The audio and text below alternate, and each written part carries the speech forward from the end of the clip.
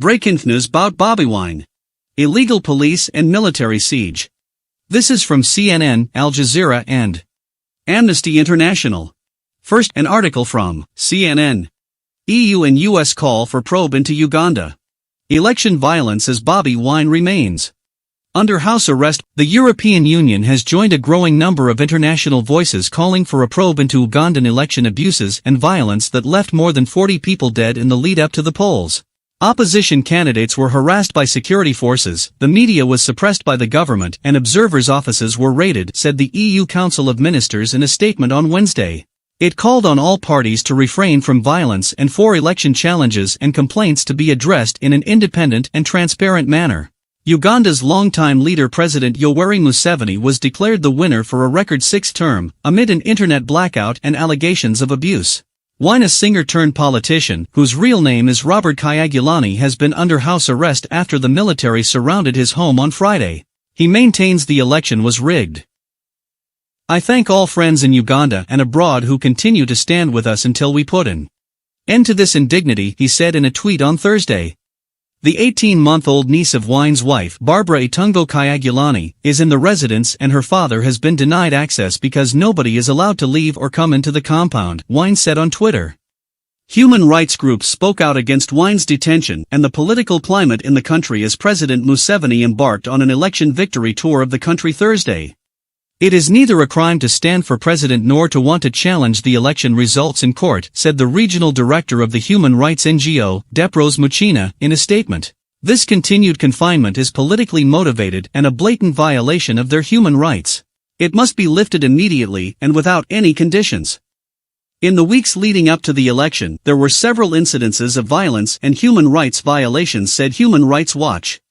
The abuses included killings by security forces, arrests and beatings of opposition supporters and journalists, disruption of opposition rallies, and a shutdown of the internet, said the International Human Rights NGO in a statement. Museveni's senior press secretary, Don Wanyama, referred CNN to the police when contacted about Wine's house arrest, implying that the president knew nothing about the detention. "Why would he?" Wanyama said. "Stop Museveni saying everything. Talk to the police."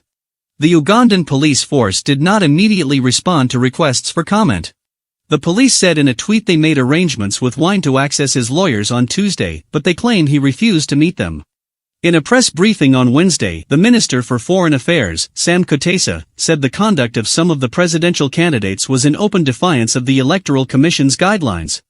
Jake Sullivan, National Security Advisor for United States President-elect Joe Biden, described the house arrest as deeply concerning on Sunday. On Saturday, the U.S. State Department called for authorities to address election irregularities. The United States ambassador to Uganda, Natalie E. Brown, was blocked by Ugandan security forces from visiting presidential candidate Bobi Wine on Monday. Uganda's internet shutdown was described by NetBlock's founder Alp Tokayer as a textbook case of premeditated, pre-election internet blackout, as connectivity was restored after 5 days. This impeded the work of journalists, observers, and party agents, said the EU ministers. The internet shutdown was needed to stop the vitriolic language and incitement to violence, said the Ministry of Foreign Affairs in a tweet on Wednesday. Al Jazeera has also come out with an article on the same illegal detention of Bobi Wine at his home, Al Jazeera says. Bobi Wine files arbitrary detention complaint at UN. The opposition leader has been under de facto house arrest by security forces in Kampala since Friday. Ugandan opposition leader Bobi Wine, who is under de facto house arrest by the military, has filed an arbitrary detention complaint to the United Nations. Nigerian human rights lawyer Femi Falana has filed this complaint on my behalf to the UN Working Group on Arbitrary Arrest. "We are challenging my continued illegal confinement by the Ugandan police and the military," he tweeted on Wednesday. Bobi Wine's residence in Kampala has been surrounded by the army since Friday, a day after Uganda conducted presidential elections in which Bobi Wine competed against President Yoweri Museveni. Longtime President Museveni, 76, was re-elected with almost 59% of the vote, followed by 38-year-old Bobi Wine, with roughly 35%.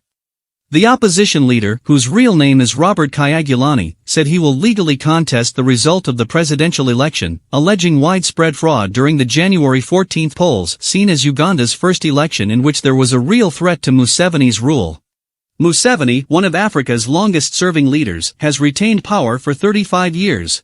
He changed Uganda's constitution to enable himself to run for yet another 5-year term. The election had been overshadowed by violence since campaigning began, with almost daily violence. The internet was shut down across the country shortly before the start of voting. It has since returned, though social media remains unavailable.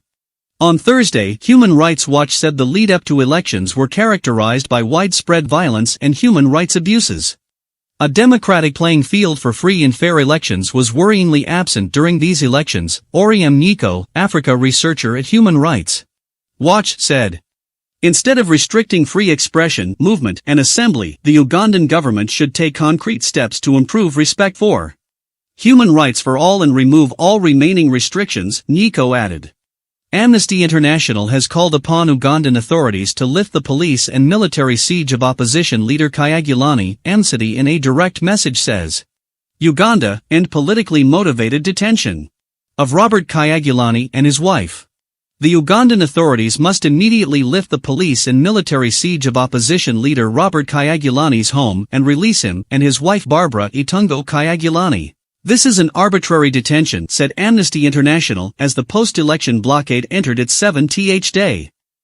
Robert Kyagulanyi, also known as Bobi Wine, was declared runner-up by the Electoral Commission in last week's presidential election, with 34.8% of the vote behind President Yoweri Museveni, who it said got 58.6%. Bobi Wine and his National Unity Platform (NUP) party have alleged fraud. Robert Kyagulanyi and his wife Barbara Kyagulanyi are being held under house arrest without being presented before a judge and for a non-cognizable offense. This is also having an impact on his ability to challenge the presidential election results, in what appears to be a ploy to prevent the NUP from going to court in time, said Deprose Muchina, Amnesty International's regional director for East and Southern Africa. It is neither a crime to stand for president nor to want to challenge the election results in court. This continued confinement is politically motivated and a blatant violation of their human rights. It must be lifted immediately and without any conditions. Security personnel are also preventing people from accessing Robert Kyagulanyi despite him having reported that his family has run out of basic needs, including food. On January 18, the security personnel stationed outside his house prevented the U.S. Ambassador Natalie Brown from visiting Kyagulanyi's residence, where she had gone to check on his health and safety, according to a statement issued by the U.S. Embassy in Uganda on January 18.